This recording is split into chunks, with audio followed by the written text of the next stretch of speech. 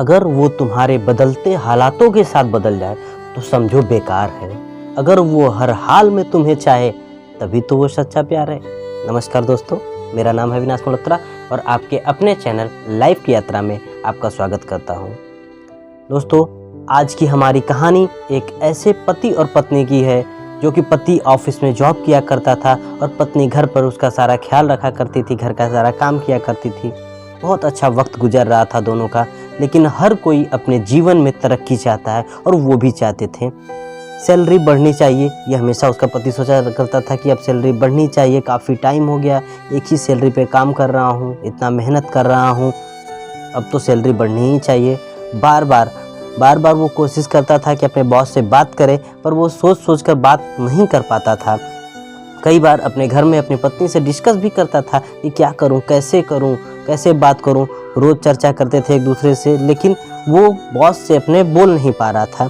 एक दिन उसने फाइनली तय किया कि आज चाहे कुछ हो जाए, मैं अपने बॉस से अपनी सैलरी बढ़ाने के लिए बात ज़रूर कर लूँगा। वह अपनी पत्नी से बोल कर गया कि आज शाम को आऊँगा ना तो तुम्हें बॉस का फरमान सुनाऊंगा कि उन्होंने हाँ कहा या ना कहा, मतलब आज मैं कुछ भी हो जाए बात ज़रूर कर लूँगा। पत्नी ने मुस्कुराकर उसको ऑल द बेस्ट विश किया। वो ऑफिस गया और उसने हिम्मत करके अपने बॉस से बात भी कर ली और उसके लिए सबसे खुशी की बात ये थी कि उसके बॉस ने उसकी सैलरी बढ़ाने के लिए हाँ भी कह दिया। बॉस ने बोला कि नहीं, मैं जानता हूँ तुम बहुत मेहनत करते हो, तुम डिज़र्व करते हो, तुम्हारी सैलरी ज़रूर बढ़ा दी जाएगी, नेक्स्ट मंथ से तुम्हें सैलरी बढ़ा कर मिलेगी। वो बहुत खुश हो गया, वो खुशी का उसके ठिकाना नहीं था। वो नाचने गाने लगा और वो पहले सोचा कि फ़ोन करके अपनी पत्नी को ये खुशखबरी दूँ, लेकिन फिर सोचा नहीं, मैं सामने जाके गले लग के उसको ये खुशखबरी बताऊँगा, उसे सरप्राइज़ दूँगा, वो बहुत खुश होगी।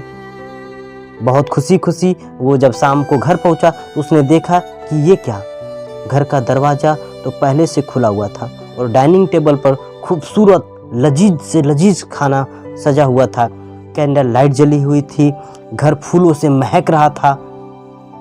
वो बहुत खुश हुआ और उसे लगा कि ज़रूर मेरे किसी सहकर्मी ने या मेरे किसी फ्रेंड ने फ़ोन करके बता दिया है, तभी इतनी सारी तैयारियां मेरी वाइफ ने की है। वो किचन में पहुंचा तो उसकी वाइफ वहाँ पर थोड़ी सी और तैयारी कर रही थी, तो उसको गले लगाकर पीछे से और उसने बताया कि पता है तुम्हें, आज मैंने बॉस से बात कर लिया और सबसे बड़ी बात यह है कि बॉस हमारी सैलरी की बढ़ाने के लिए मान भी गए। उसकी पत्नी बहुत खुश हुई और उसने बहुत प्यार करा और बोला, मुझे पता था तुम ये ज़रूर कर लोगे क्योंकि तुम सचमुच में ये डिज़र्व करते हो। I am very happy for you. और जब दोनों डाइनिंग टेबल पर पहुँचे तो हस्बैंड जो था वहाँ पे बैठा, तो उसने प्लेट के पास एक कार्ड रखा हुआ मिला। जब पति ने कार्ड उठाया और पढ़ा तो उसमें लिखा हुआ था, I love you so much. तुम जो चाहते हो लाइफ में वो सब तुम्हें मिले। मुझे पता था आप अपने बॉस से बात कर लेंगे और आपकी सैलरी ज़रूर बढ़ा दी जाएगी। और ये साज सजावट, ये लजीज पकवान, ये मिठाइयाँ, ये फूल, ये सब कुछ ये बताने के लिए है कि मैं तुमसे कितना प्यार करती हूँ। ये पढ़कर वो बहुत खुश हुआ। इतने में किचन से कुछ और लाने के लिए जैसे ही उसकी पत्नी उठी, उसके पास से एक और कार्ड गिरा।